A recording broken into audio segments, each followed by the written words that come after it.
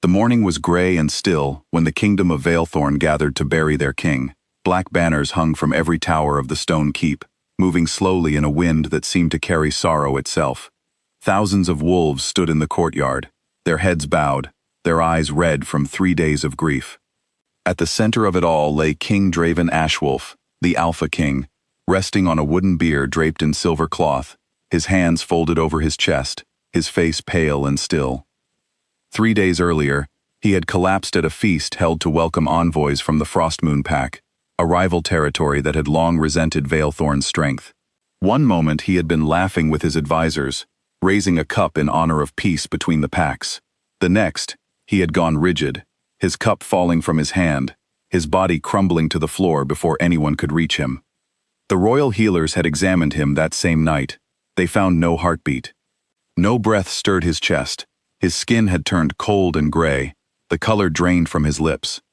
They declared him dead before the sun rose again, and the council, fearing that enemies might use the chaos of an empty throne to attack, ordered that his funeral take place quickly, before the third sunset, as tradition demanded for a fallen alpha.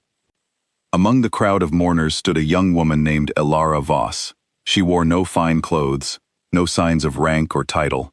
She was only a healer's apprentice, someone who cleaned instruments and carried herbs for the older healers, someone whose opinion carried no weight in the halls of power. And yet, for 3 nights, she had stayed close to the king's body, watching him long after everyone else had given up hope. She had noticed something the others had missed. On the first night, as she helped prepare his body for burial, she pressed her fingers gently beneath his jaw, checking, out of habit, for a pulse she did not expect to find. For a moment, she felt nothing, but then, so faint she almost convinced herself she had imagined it, she felt the smallest flutter beneath her fingertips. She held her breath and waited. It came again, slow and weak, like a heartbeat trying to remember how to beat. She rushed to tell the head healer, an old wolf named Master Corwin, who had served the royal family for decades. He listened to her with tired eyes and shook his head. "Grief plays cruel tricks on the mind, child," he said gently. "I understand you wish he were alive. We all do. But death does not lie. His heart has stopped. His breath is gone. What you feel is only your own hope, nothing more." Elara did not believe him. That night she returned to the chamber where the king's body lay, ignoring the guards who told her to leave. She sat beside him for hours, watching his chest, waiting for some sign, no matter how small. Around midnight, she saw his fingers twitch, ever so slightly, as moonlight spilled through the window and touched his skin. She gasped and reached for his hand, but by the time she called for help, the movement had stopped, and no one else had seen it. The next morning, she tried again to convince the council. She stood before them, her voice trembling but firm, and told them what she had witnessed. The council members exchanged glances of pity and impatience. One of them, Lord Ashen, a stern wolf with silver-streaked fur and little patience for apprentices, spoke coldly. "The king is dead, girl. We have grieved him. We have prepared his tomb. You will not disturb his rest with fantasies born of exhaustion and sorrow. Return to your duties, or you will be removed from the palace entirely." Elara left the chamber with her cheeks burning, but she did not stop believing what she had seen and felt. She spent that night searching through the old healing texts kept in the palace library, books that few still bothered to read, filled with knowledge from generations long past. She was searching for anything that might explain what she had witnessed: a pulse in a body declared dead, movement without breath. Deep in a section on rare poisons, she found it, a description of a compound once used by enemy packs in ancient wars, a substance that slowed the heart and breath to almost nothing, mimicking death so convincingly that even skilled healers could be fooled. Victims could remain in this state for days, appearing lifeless, while their bodies fought silently to survive. Without the proper antidote, the poison would eventually stop the heart for good. But if the antidote were given in time, even after days had passed, the victim could be saved. Her hands shook as she read the passage. If she was right, then King Draven was not dead. He was trapped somewhere between life and death, and the kingdom was about to bury him alive.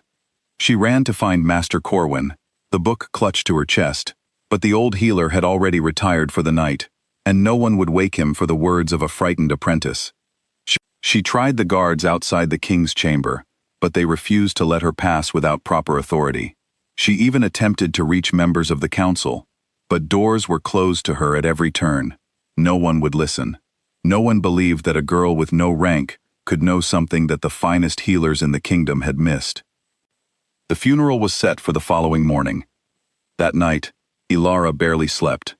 She sat awake with the old book beside her, reading the passage again and again, memorizing the description of the antidote, a rare herb called moonroot ash, mixed with silver water drawn only from the sacred spring behind the temple.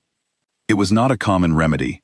Few kept it prepared, since the poison it treated had not been used in generations, but she remembered, with a flicker of hope, that the temple healers still kept moonroot ash in their stores, used occasionally for other remedies. She slipped out before dawn, running through empty streets to the temple, praying the healers there would listen where the palace had not. She explained everything to an old priestess who tended the temple gardens, her words tumbling out in desperate haste. The priestess, moved by the girl's certainty and the trembling honesty in her eyes, agreed to help, though she warned that if Ilara was wrong, there would be serious consequences for interrupting a king's funeral. Ilara did not care. She would rather be wrong and disgraced than remain silent and let a living man be burned. By the time she returned to the palace, carrying a small vial of the mixture wrapped carefully in cloth, the funeral procession had already begun. Thousands of mourners lined the courtyard. The bier had been carried to the center of the grounds, where a great pyre had been built, stacked high with wood and pale flowers. The priest stood beside it, torch in hand, ready to begin the sacred rites that would send the king's spirit to rest among their ancestors. Ilara pushed through the crowd, her heart pounding, the vial clutched tightly in her hand. Guards blocked her path, and she was too small and too breathless to fight past them. She screamed instead, her voice cutting through the solemn silence of the courtyard. "Stop, please, stop. He's not dead." The crowd turned toward her in shock. Whispers spread like fire through dry grass. The priest hesitated, torch still raised, uncertain whether to continue or wait. Lord Ashen stepped forward, his face dark with anger. "Remove her," he commanded. "She disgraces this sacred moment." Guards seized Ilara's arms, dragging her back as she fought against them, still shouting the words that no one wanted to hear. "He's not dead. I found the cure. Please, just give me a moment. If I am wrong, do with me as you wish, but if I am right, you are about to burn your king alive." For a long, terrible moment, no one moved. The wind stirred the black banners overhead. Somewhere in the crowd, a low murmur of doubt began to spread, whispered questions passing from wolf to wolf. What if the girl was telling the truth? What if the king still lived? It was the old priestess from the temple who stepped forward then, her presence carrying the quiet authority of age and wisdom. She had followed Ilara to the palace, unable to stay away after hearing the girl's desperate plea. She spoke to the council with calm certainty, explaining what she had read in the old texts herself, confirming that such a poison existed, that such a cure was possible. Master Corwin, watching from the edge of the crowd, felt a chill of doubt creep into his heart. He had dismissed the girl's claims as grief and imagination, but now, hearing the priestess speak with such conviction, he began to wonder if he had been wrong. "Let her try," he said suddenly, stepping forward. "If she fails, I will take full responsibility before this council. But if there is even the smallest chance the king lives, we cannot allow pride to cost us his life." Lord Ashen's jaw tightened, but the murmurs of the crowd had grown too loud to ignore. Thousands of eyes watched, waiting, hoping. Finally, with visible reluctance, he gave a sharp nod. Ilara rushed to the king's side, her hands trembling as she opened the vial. She lifted his head gently, parting his still lips, and poured the mixture slowly into his mouth, praying with every heartbeat that she was not too late. The courtyard fell utterly silent. Not a whisper stirred. Every eye fixed on the king's still form, watching for any sign of life, any sign that the girl's desperate gamble had not been in vain. Seconds passed, then a full minute. Ilara's hope began to falter, her chest tightening with fear that she had been wrong, that she had disgraced herself and disturbed a sacred funeral for nothing.